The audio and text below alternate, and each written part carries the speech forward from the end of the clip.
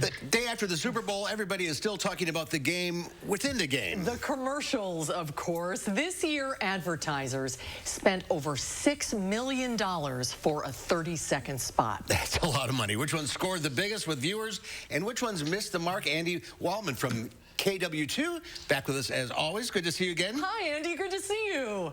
Hey, everybody. Good to see you, too. Despite seeing you through Zoom rectangles, it's great to be here. Thanks for the invite. What a good game. Yeah. The best teams that the Packers beat made it to the Super Bowl all year, and it was another exciting game. And we get to celebrate it now on Valentine's Day with one of the most wonderful times of the year for advertisers, those Super Bowl ads. So overall, what was your impression of this year's crop of ads? I thought it was really remarkable. If you look at it through the classic paradigm, slapstick, humor, entertainment, I think we were down a little bit this year. But look at all the change going on. So many of those brands were talking to younger audiences about technology and new things that they need and want in their lives. And I thought it was brilliant because it said marketers are listening. They're doing research. They're talking to their audiences. And I think what people value, they want to laugh and the whole Bud Light and funny slapstick stuff, but they want things that are meaningful to their lives. And so much of what the ads focused on were sort of forward, future-facing things that's what stuck out to me, is that cusp between the pleasing the old and the boomers and catering to Gen X and millennials and the next generation. A lot of these products weren't even around 5 years ago. Like cryptocurrencies and electric things cars like that, right? What were some of No kidding. What were some of your favorites, Andy? I sort of split it into those two camps in that kind of classic Super Bowl mold. There were just great traditional types of things where you brought in star power. The whole Austin Powers cast for GM, that had to cost a lot to get all those people. Jim Carrey, bringing back Cable Guy for Verizon. But the best of those, I thought, were BMW. You had Arnold Schwarzenegger and Selma in there, touting the properties of the new BMW electric vehicle. That was great. A cute little Pegasus animal, some computer animation and stuff. And Michelob Ultra for that boomer set with all those athletes, superstar athletes, and Eugene Levy for Nissan, showing old boomer duffers that you could even let your hair down and get an electric vehicle. I thought those were great out of that old school paradigm. Of all of them, what's your favorite? You have a couple. I thought Coinbase, even though USA Today Ad Meter, they do that poll every year, it ranked dead last. But if you look at what they really did, okay, let's take a look. That had to be the cheapest produced ad ever in Super Bowl history. No kidding. You look at the cost of getting Arnold Schwarzenegger and computer effects and music rights for the classic nostalgic tunes. It's through the roof. They spent next to nothing for that production.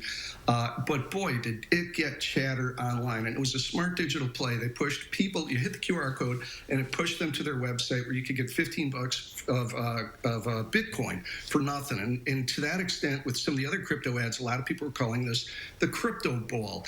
It was marked, I think, this year in terms of diversity. Ad Age did a great poll. They looked into on-camera representation of people of color, women, and they also looked at the people behind the scenes. And one was really interesting. I looked and couldn't confirm this, but I think Madison East graduate Thad McCants was the black director for the Mexico avocado ads. The whole Logic ad pushing health equity and screenings for women of color was great. That was done by a black woman-owned ad agency. And Google, the Pixel 6 ad showing that they made technology to represent people of color's skin accurately. They say everyone deserves to be seen for who they really are, with that great Lizzo ad in the background. Those were really, really great. But boy, Rocket Mortgage, among the advertisers and brands that were trying to talk to Gen X and millennials, hit it out of the park. Anna Kendrick doing a really funny co-branding ad with Barbie to talk about how you could buy a house on your phone. That did not exist in Super Bowl land 5 years ago. Well, which ones did you think missed the mark this year? Again, I don't know if I aligned with the national consensus, but a few of them, a lot of people loved the Uber Eats ad. It was funny. Gwyneth Paltrow eating a candle and stuff. I thought it was just kind of dumb. Here are the things you can't eat when you buy things that you're using the tool for, to eat food. Doritos and Cheetos, a lot of people like that Flamin' Hot ad. I just thought it was kind of goofy.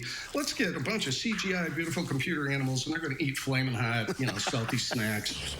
I don't know. Strategically, I didn't think they really had much there. T-Mobile, gosh, I love Dolly Parton, but doing a spoof with Miley Cyrus, like send up a PSAs to say, you gotta get a phone, just felt kind of disingenuous to me. And a lot of people loved Alexa with Scarlett Johansson and Colin Jost, but it just was saying, here, buy our product for all its creepy virtues because it does creepy stuff to creep on you. That's why you should buy an Alexa. I thought that was kind of an odd strategy. Yeah, it made it even creepier. Well, we are not lost. We're steered in the right direction as usual. Andy, thanks for being with us. Great to see you, Andy. Next time you'll be back in the studio, we promise. That's great. Thanks you guys for having me, and way to go, brands, for listening to their audiences. If you're a marketer, keep that up. Thanks, and have a great day, you guys. All right, Andy, great. Thank you. We'll have a final check of your forecast coming up.